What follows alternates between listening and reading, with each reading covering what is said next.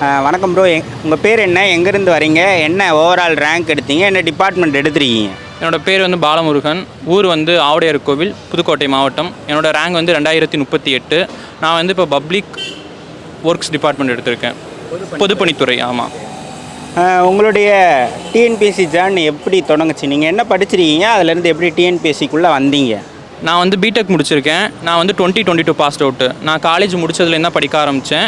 2022 ஒரு ஜூலை அந்த மாதிரி படிக்க ஆரம்பித்தேன். நான் 2024 எக்ஸாம் ஃபஸ்ட்டு எக்ஸாம் எழுதினேன், அது கிளியர் பண்ணேன். முதல் அட்டம்ப்ட்லேயே கிளியர் பண்ணேன்? ஆமாம், முதல் அட்டம்ப்ட்லேயே கிளியர் பண்ணேன். நீங்கள் எப்படி படிச்சிங்க? நீங்கள் செல்ஃபாக படிச்சிங்களா இல்லை அகாடமி போனீங்களா? இல்லை, நான் வந்து அறந்தாங்கியில் வந்து சங்கம் இன்ஸ்டியூட்னு ஒரு இன்ஸ்டியூட் இருக்குது. அங்கே தான் நான் ஃபஸ்ட்டு போய் ஜாயின் பண்ணேன். அங்கே தான் படித்தேன் நான்.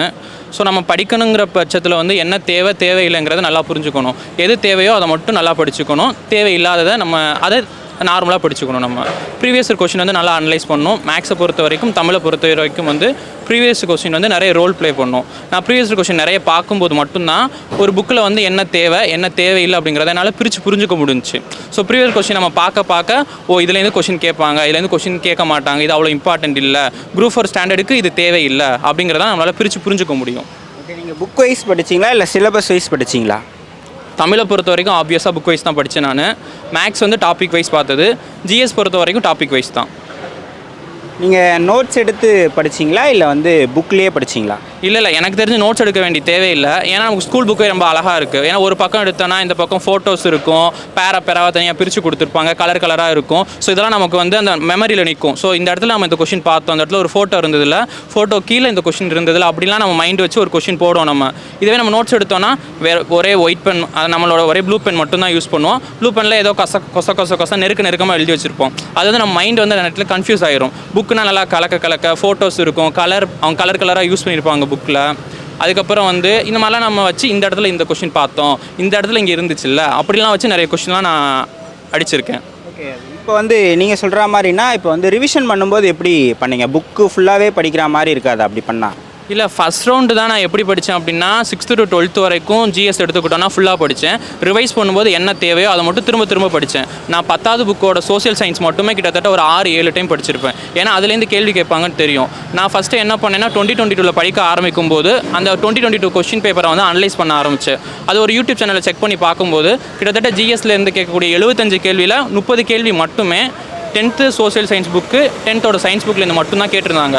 இதை நான் பார்த்து புரிஞ்சுக்கிட்டேன். ஸோ அப்படிங்கிற பட்சத்தில் அப்போ 10th புக்கு தான் நம்ம ரொம்ப இம்பார்ட்டன்ட் கொடுக்கணும் அப்படின்னு நான் 10th சோசியல் சயின்ஸில் உள்ள ஹிஸ்ட்ரி, எக்கனாமிக்ஸ், அதில் உள்ள பாலிட்டி, ஜாகிரஃபி அதை மட்டும் திரும்ப படிச்சுக்கிட்டே இருப்பேன் நான் எப்போவுமே. அதுலேருந்து தான் கேள்வி அதிகபட்சம் வந்துச்சு.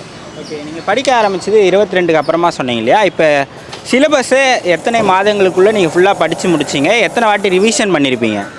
அது வந்து சிலபஸை வந்து டக்குனே முடிக்கணும் அப்படிங்கிற ஒரு மென்டாலிட்டி எப்போவுமே இருக்கக்கூடாது. ஏன்னா கொஞ்சம் பொறுமையாக இருந்து படித்தாலும் அது தெளிவாக படிக்கணும். நம்ம எந்த அளவுக்கு படிக்கிறோம் அப்படிங்கிறதான் முக்கியம். ஃபாஸ்ட்டாக எவ்வளோ சீக்கிரம் வேணாலும் நம்ம முடிச்சிடலாம், ஆனால் அதை நம்ம மைண்டில் வந்து வச்சுருக்கணும், அதுதான் இங்கே மேட்டர். நீங்கள் எத்தனை ரிவிஷன் பண்ணியிருப்பீங்க இந்த எக்ஸாமுக்கு முன்னாடி?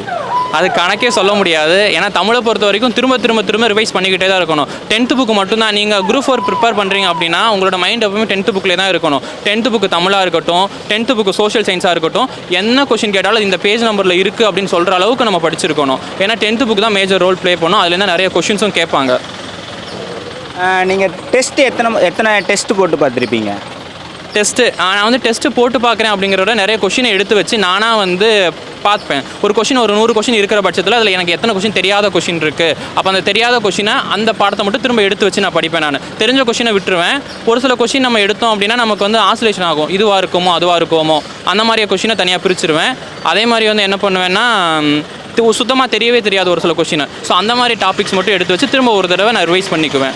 அது வந்து டைம்லாம் சொல்ல மாட்டேன். எப்போ எனக்கு கொஷின் பேப்பர் ஒரு 100 கொஷின் எடுக்கிறேன்னா உடனே மார்க் பண்ணிடுவேன். இது எனக்கு டவுட்டாக இருக்குது, இது எனக்கு சுத்தமாகவே தெரியலை அப்படிங்கிறத மட்டும் எடுத்துகிட்டு அப்புறம் புக்கை பக்கத்தில் உடனே அந்த டெஸ்ட்டு போட்ட அடுத்த செகண்ட் என்ன பண்ணிடுவேன், புக்கை எடுத்து வச்சு நான் உடனே அந்த கொஷின்லாம் திரும்ப எடுத்து வச்சு பார்த்துருவேன். நான் அதுக்கப்புறம் நான் என்ன டெக்னிக் ஃபாலோ பண்ணுவேன்னா, எனக்கு புதுசாக ஒரு விஷயம் இப்போ தான் நான் கற்றுக்கிறேன், இல்லை ஒரு விஷயம் வந்து ரொம்ப மறக்குது, அப்படிலாம் நம்பர் இயர்ஸ் வந்து நம்ம நிறைய படிக்க வேண்டியிருக்கும். அப்போ அதை நான் என்ன பண்ணுவேன்னா என் ஃப்ரெண்ட்ஸ் கிட்ட ரிப்பீட்டடாக கேட்பேன். எனக்கு எது மறந்து போதோ அதை என் ஃப்ரெண்ட்ஸ் கிட்ட ரிப்பீட்டடாக கேட்டுக்கிட்டே இருப்பேன். கேட்டுக்கிட்டே இருக்கும்போது எனக்கு என்ன ஆகும்னா, ஆமாம் இந்த கொஷின் நம்ம இவங்கள்ட்ட கேட்டோம், இவங்க நமக்கு சொல்லிக் கொடுத்தாங்கல்ல, இப்படிலாம் நான் வந்து எனக்கு மைண்டில் வந்து அதுக்கு ஆன்சர் பண்ணியிருக்கேன். நான் இந்த டெக்னிக்ஸ் வந்து எனக்கு ரொம்ப யூஸ்ஃபுல்லாக இருந்துச்சு. என் ஃப்ரெண்ட்ஸ் கிட்ட ரிப்பீட்டடாக கேள்வி கேட்டுக்கிட்டே இருப்பேன் நான். ஓகே, நீங்கள் வந்து ஒரு ஆவரேஜ் ஸ்டூடெண்ட்டா இல்லை வந்து நல்லா படிக்கிற ஸ்டூடெண்ட்டா? நல்லா படிக்கிற ஸ்டூடெண்ட்னு சொல்ல முடியாது, ஆவரேஜ்னு சொல்ல முடியாது, படிப்பேன். முதல் முயற்சியிலே கிளியர் பண்ணும்போது நம்மளுக்கு செல்ஃப் கான்ஃபிடென்ஸ் ரொம்ப அதிகமாக இருக்கணும் இல்லையா? இப்போ நீங்கள் வந்து படிக்க படிக்க உங்களுக்குள்ளே அந்த கான்ஃபிடென்ஸ் இருந்ததா, எக்ஸாமுக்கு போகிறதுக்கு முன்னாடி இந்த ரவுண்டில் நம்ம கண்டிப்பாக கிளியர் பண்ணிவிடுவோம் அப்படின்னு? அது ஸ்டார்டிங்கில் எப்படி இருந்துச்சுன்னா, நான் காலேஜ் முடிச்சிட்டேன். காலேஜ் முடிச்ச டைம் அப்போ வந்து எனக்கு எக்ஸாம் படிப்போமா இல்லை இன்ஜினியரிங் வேலைக்கே போயிடுவோமான்னு ரொம்ப மனசுக்கு வருத்தமாக இருந்துச்சு. அப்போ எங்கள் வீட்டில் சொல்லும்போது என்ன பண்ணாங்கன்னா, உடனே ஜாதகம் பார்த்துட்டாங்க. ஜாதகம் பார்க்க போனப்போ ஜாதகக்காரர் என்ன சொன்னார்னா, 40 வயசு வரைக்கும் இந்த பையனுக்கு நிலையான வேலை இருக்காதுன்னு சொல்லிட்டாங்க. ஆனால் அப்போ எனக்கு தோணுச்சு, இல்லை கண்டிப்பாக ஃபஸ்ட் அட்டம்ப்ட்லேயே நம்ம இதை எடுத்து ஆகணும், அது வேறு வழியே இல்லை, எடுக்கணும்னு சொல்லி அந்த தீவிரமாக இருந்து நான் ஃபஸ்ட் அட்டம்ப்ட்லேயே கிளியர் பண்ண முடிவு பண்ணேன். அதே மாதிரி படித்தேன். எனக்கு படிக்கும் போதே ஓரளவு தெரிஞ்சிச்சு, நமக்கு எது முக்கியம் இல்லை முக்கியம் இல்லைன்னு தெரிஞ்சிச்சு. நிறைய கொஸ்டின் பேப்பர் அட்டன் பண்ணும்போது நமக்கு தெரிஞ்ச கேள்விகளாக இருக்குது, அதை நம்மளால் அட்டன் பண்ண முடியுது அப்படிங்கிறப்ப எனக்கு ஓரளவு நம்பிக்கை இருந்துச்சு. இந்த எக்ஸாம் டைமில் அந்த 3 மணி நேரத்தில் நீங்கள் என்னென்ன தப்புலாம் செய்யலை அதை பற்றி சொல்லுங்கள். நான் வந்து தப்பு செய்யலை அப்படிங்கிற பட்சத்தில் எனக்கு தெரியாத கேள்விகள் வரும்போது நான் எனக்குள்ள என்ன சொல்லியிருக்கேன், பரவாயில்ல, நமக்கு தேவை கட் ஆஃப், அந்த கட் ஆஃபை நம்ம கண்டிப்பாக ரீச் பண்ணிடுறோம். இந்த கொஸ்டின் தெரியலை, இதுக்கடுத்து எனக்கு தெரிஞ்ச கொஸ்டின் நிறைய இருக்கலாம் அப்படிங்கிற மாதிரி மென்டாலிட்டியில் இருந்தேன். அது எனக்கு ரொம்ப ஹெல்ப் பண்ணிச்சு. ஏன்னா லாஸ்ட் நிமிஷம் வரைக்குமே வந்து லாஸ்ட் ஒரு 10 மினிட்ஸ் இருந்தது. அப்போ நான் போட வேண்டிய மேக்ஸிமம் வந்து ஒரு 5 கொஸ்டின் இருந்தது. இருந்தாலும் நான் எனக்குள்ள சொல்லிக்கிட்டே இந்த 5 கொஸ்டின் நான் சால்வ் பண்ணுவேன், எனக்கு ஆன்சர் வரும் நான் நினச்சேன். எனக்கு நல்லபடியாக ஆன்சர் வந்துருச்சு. எனக்கு நான் பண்ண மிஸ்டேக் இன்னொன்று சொல்லணும்னு நினைக்கிறேன். ஏன்னா அதுதான் வந்து எனக்கு 6வது நாள் கூட்டிகிட்டு வந்துச்சு. இல்லாட்டா 3வது நாள் கவுன்சிலிங்க்கு வந்திருப்பேன். அதாவது ஓஎம்ஆரில் வந்து அந்த நம்ம தம்ப்நெயில் வைப்போம், நம்ம தம்ப்நெயில் வந்து இங்கு வைப்போம். அந்த இங்கு வந்து வேற ஒரு இடத்துல எனக்கு பட்டுருச்சு. அதனால் எனக்கு ஒரு 3 மார்க் நெகட்டிவ் மார்க் ஆயிடுச்சு. அது கொஞ்சம் வருத்தமாக இருக்குது. இருந்தாலும் இன்றைக்கி எனக்கு கிடைச்சதுக்கு நான் கடவுளுக்கு ரொம்ப நன்றி சொல்கிறேன்.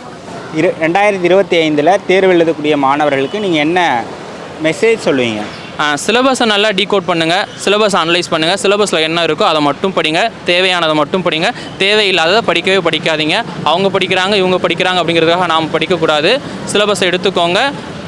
தமிழை பொறுத்த வரைக்கும் நிறைய படித்து தான் ஆகணும். ஆனால் ஜிஎஸை பொறுத்த வரைக்கும் ஈஸியாக ஒமிட் பண்ணிடலாம். இது தேவையில்லை அது தேவையில்லை ஈஸியாக ஒமிட் பண்ணிடலாம். அது எப்படியோ அது என்ன தேவைங்கிறத மட்டும் கண்டுபிடிச்சி படிங்க. கரண்ட் அஃபேர்ஸ் பொறுத்த வரைக்கும் நான் வந்து யூடியூப் சேனலில் ஃபாலோ பண்ணுறது தான், மற்றபடி வேறு எதுவும் பண்ண மாட்டேன். இந்த 2 ஆண்டு கால போராட்டம் அப்படின்றது இந்த ஆர்டர் காப்பி வாங்குறதுக்கு தானே. இப்போ உங்களுக்கு எப்படி இருக்குங்க? ரொம்ப சந்தோஷமாக தான் இருக்குது. எங்கள் அப்பாட்ட கூட சொன்னேன், எனக்கு வந்து ஒரே ஒரு அட்டெம்ப்ட் மட்டும் கொடுங்க, ஒரு அட்டெம்ப்ட்டில் வந்து நான் கிளியர் பண்ணுறேன், அப்படி கிளியர் பண்ணலைன்னா நான் இன்ஜினியரிங் வேலைக்கு போயிடுறேன் எங்கள் அப்பாட்ட சொன்னேன். எங்கள் அப்பா அதுலேருந்து என்னை எதுவும் திட்டுறதில்லை. நான் அதே மாதிரி நான் முதல் வருஷத்துல என்னோட அட்டெம்ப்ட்டில் இந்த வேலையை வாங்கிட்டேன். ஃபேமிலி உங்களுக்கு சப்போர்ட் பண்ணாங்களா படிக்கிற காலத்தில்? கண்டிப்பாக எங்கள் அம்மாவுக்கு வந்து ஃபுல் கிரெடிட்ஸ் கொடுத்தே ஆகணும். ஏன்னா எங்கள் அம்மா மட்டும்தான் வந்து என்ன சொன்னாங்க, அவன் படிச்சிருவான், அவன் படிக்கட்டும் அப்படின்னு சொன்னது எங்கள் அம்மா தான். எங்கள் அம்மா தான் நம்பிக்கை கொடுத்தாங்க. அப்புறம் எங்கள் அம்மா சொல்லி எங்கள் அப்பாவுக்கு புரிய வச்சாங்க. அப்புறம் எங்கள் அப்பா என்னை எதுவும் சொல்கிறதில்ல. நான் ஒரு இன்ஜினியரிங் முடிச்சுட்டு வந்து ஒரு மாதம் வரைக்கும் எங்கள் அப்பா என்னை திட்டிட்டு தான் இருந்தாங்க. என்ன இன்ஜினியரிங் படிச்சுட்டு வேலைக்கு போகாமல் வந்து வீட்டில் உட்காந்துருக்க, இப்படியே காலத்தை ஓட்டிடுவியா அப்படிலாம் சொல்லி திட்ட ஆரம்பித்தாங்க. அப்போ எங்கள் அம்மா தான் எனக்கு ஃபுல் சப்போர்ட்டாக இருந்தாங்க. இப்போயும் சரி எப்போயும் சரி எங்கள் அம்மாவும் சப்போர்ட் தான், அப்பாவுமே சப்போர்ட் தான். நான் அப்பாட்ட சொல்லிட்டேன், இந்த மாதிரி என்ன சொல்லவும் எனக்கு ஒரு அட்டெம்ப்ட் மட்டும் கொடுங்க, அதுக்கு மேலே நீங்கள் எனக்கு கொடுக்க வேண்டாம், நானும் கேட்க மாட்டேன். ஒரு அட்டெம்ப்ட்டில் நான் பாஸ் பண்ணல அப்படின்னா நானே வேலைக்கு போயிடுறேன் அப்படின்னு நான் எங்கள் அப்பாட்ட சொல்லிட்டேன். அதுக்கப்புறம் எங்கள் அப்பா எங்கள் சொந்தக்காரங்கள்கிட்டயோ இல்லை என்கிட்டயோ வந்து என்னை திட்டுறது கிடையாது, சொல்கிறது இல்லை. அதுக்கப்புறம் நானும் அதே மாதிரி கிளியர் பண்ணிட்டேன். அவர் இன்ஜினியரிங் படிக்க வச்சுருக்கீங்க. இன்ஜினியரிங் படித்த உடனே அவர் அரசு வேலைக்கு தான் நான் போக போகிறேன், அதுக்கு படிக்க போகிறேன்னு சொல்லும்போது உங்களுக்கு எப்படி இருந்தது? சந்தோஷமாக இருந்துச்சு. திட்டினீங்கன்னு சொன்னார். இல்லை திட்டினேன் இல்லை. ஆரம்பத்தில் எப்படின்னா, நாங்கள் வந்து சாதாரண குடும்பத்தில் உள்ளதான், கிராமத்தில் வந்து கூலி வேலை பார்த்து பிழைச்சிக்கிட்டு இருக்கோம். நாங்கள் இப்போ செலவு பண்ணி படிக்க போட்டாலும் இன்ஜினியருக்கு படிக்க போட்டோம், ஏன் அந்த வேலையிலே போகலையா அப்படின்ன உடனே, சரி நான் உங்களுக்கு வந்து எப்படின்னு கவர்மெண்ட் வேலை வாங்கி ஆகணும் அப்படின்னு சொல்லி சொன்ன உடனே நாங்கள் சரின்னு சொல்லி விட்டோம். எங்கள் வீட்லேயும் இவங்க அம்மா தான், சரி நீங்கள் எதுவும் சொல்லாதீங்க, அவன் நோக்கத்தை விட்டுருங்க, அவன் என்ன சொன்னாலும் கரெக்டாக செய்வான் அப்படிங்கிறதுனால நாங்கள் விட்டோம். அதே மாதிரி அவங்க ரன் பண்ணிட்டான். சந்தோஷமாக இருக்குது. நான் வந்து எங்கள் அப்பா திட்டினாங்க அப்படின்னு நான் குறை சொல்லலை. ஏன்னா அது ஒரு மிடில் கிளாஸ் மேன் அப்பா. அப்படிங்கிற பட்சத்தில் ஒரு பையனை படிக்க வைக்கிறோம், செலவு பண்ணி ஒரு இன்ஜினியரிங் காலேஜில் படிக்க வைக்கிறோம் பட்சத்தில் அவங்க வேலைக்கு போகணும்னு எதிர்பார்க்குறது தப்புன்னு நான் சொல்லலை. அது ரொம்ப யூஸ்வலாக உள்ள ஒரு விஷயம் தான். ஆனால் நான் கவர்மெண்ட் எக்ஸாம் ப்ரிப்பேர் பண்ணுறேன்னு சொன்னேன். அவங்க என்ன நினச்சிருப்பாங்க, இன்ஜினியரிங் முடிச்சுட்டு பையன் கொஞ்சம் சம்பாரிச்சு தருவான், வீட்டுக்கு கொஞ்சம் ஹெல்ப்ஃபுல்லாக இருப்பான்னு அவங்க எதிர்பார்த்துருப்பாங்க. அவங்க எதிர்பார்ப்பு அந்த இடத்துல வந்து இல்லைன்னு ஆகுறப்போ ஒரு மாதம் 2 மாதம் என்னை திட்டினாங்க செஞ்சாங்க. அதுக்காக வந்து அவங்க சப்போர்ட் இல்லைன்னா சொல்ல முடியாது, அவங்களும் முழு காரணம் தான். இப்போ அவர் வாங்கிட்டார், அவர் சொன்ன மாதிரியே ஒரு அட்டெம்ப்ட் கொடுங்கன்னு கேட்டாரா, அதே மாதிரியே ஒரு அட்டெம்ப்ட்லேயே வாங்கிட்டார். உங்களுக்கு எப்படி இருக்குங்க? இல்லை சந்தோஷமாக இருக்குது. நம்ம வந்து எப்படின்னா, நம்ம சாதாரணமாக குடும்பத்தில் உள்ளவங்க தான், அவன் நோக்கத்துக்கே விட்டோம். நல்லா அவன் என்ன பண்ணுறானோ, நீங்கள் என்ன செஞ்சாலும் பரவாயில்ல, உங்களுக்கு பின்னாடி நாங்கள் துணை இருப்போம் அப்படிங்கிறத நாங்கள் அப்படியே விட்டோம். நாங்கள் இப்போ உங்கள் குடும்பத்தில் வேறு யாருன்னா அரசு வேலைகளில் இருக்காங்களா? இல்லை அரசு வேலையில் இல்லை. இப்போ இவன் தான் முதல் பட்டதாரி. நல்லா இதாக சந்தோஷமாக இருக்குது. ஃபேமிலியில் சொந்தக்காரங்களாம் என்ன சொன்னாங்க? உங்கள் ஊரில் எப்படி இருக்குது இப்போ உங்கள் மதிப்பு? இல்லை மதிப்பு எப்படின்னா அடுத்தவங்க சொல்கிறாக்கா இல்லை நம்ம பிள்ளைய படிக்க போட்டு நம்ம கவர்மெண்ட் வேலை வாங்கி ஆகணும் அப்படிங்கிற வைராக்கியத்தில் இருந்தோம். கரெக்டாக அவன் ரன் பண்ணிட்டான்.